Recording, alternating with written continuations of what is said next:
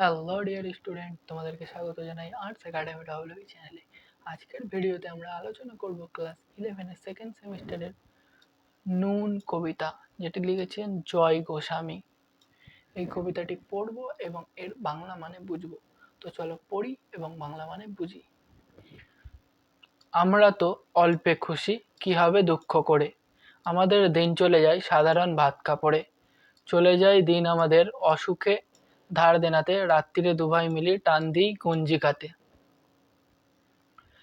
নুন কবিতা এক নিম্নবিত্ত পরিবারের জীবনযাপনের কাহিনী। সাধারণ ভাত কাপড়ের চিন্তায় আর অসুখ বিসুখ আর ধার দেনাতেই দিন কেটে যায়। তবু তার মধ্যেও তারা আনন্দ খুঁজতে চায়। তারা জানে দুঃখ করে কোনো লাভ নেই, তাই সংসার জীবনের কথা ভুলে থাকতে রাত হলেই তারা নেশা করে। পারিবারিক সম্পর্ক পাল্টে দিয়ে বাবা ছেলে দুই ভাইয়ের মতো একসঙ্গে গাঁজা খায়। সব দিন হয় না বাজার, হলে হয় মাত্রা ছাড়া। বাড়ি ফেরার পথে কিনে আনি গোলাপ চারা। কিন্তু পুঁতবো কোথায়, ফুল কি হবেই তাতে? সে অনেক পরের কথা, টান দিই গঞ্জিকাতে। কষ্টের জীবনযাপন, তাদের পক্ষে রোজ বাজার করা সম্ভব হয় না। আবার তাদের এই অভাবের জীবনেই দেখা দেয় বেহিসাব। তাই হাতে দুটো পয়সা এলেই তাদের খরচ হয়ে ওঠে মাত্রা ছাড়া।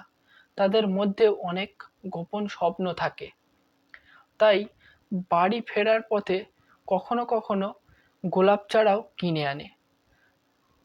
তারা তাদের বাসস্থানের কোন জায়গায় গোলাপ চারাটা বসানো হবে, তাতে ফুল হবে কিনা আদেও, এসব তারা ভেবে দেখে না। বরং আবার নেশায় ডুবে যাওয়াটাই অনেক কাঙ্ক্ষিত মনে করে তারা।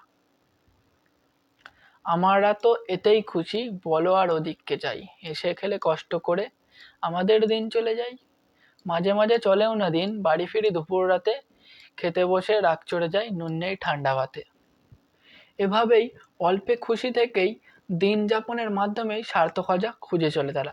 কিন্তু কখনো কখনো এভাবেও দিন চলা সম্ভব হয়ে ওঠে না। মাঝে মাঝে গভীর রাতে যখন ঠান্ডা ভাতে নুনটুকুও জোটে না, তখনই কথকের মাথায় রাগ চড়ে যায়। রাগ চড়ে মাথায় আমার, আমি তার মাথায় চড়ি। বাপ বেটা দুভাই মিলে সারা পাড়া মাথায় করি। করি তো কার তাতে কি, আমরা তো সামান্য লোক, আমাদের শুকনো ভাতে লবণের ব্যবস্থা হোক। মানে হচ্ছে সেই রাগের কারণে কবির মাথায়, কথকের মাথায় রাগ চড়ে যায়। সেই রাগের কারণে ঝগড়া হয় বাবা ছেলে দুজনের মধ্যে। আর সেই সময় এই সোচ্চার দাবি শোনা যায়, শুকনো ভাতের সঙ্গে সামান্য লবণের প্রত্যাশা।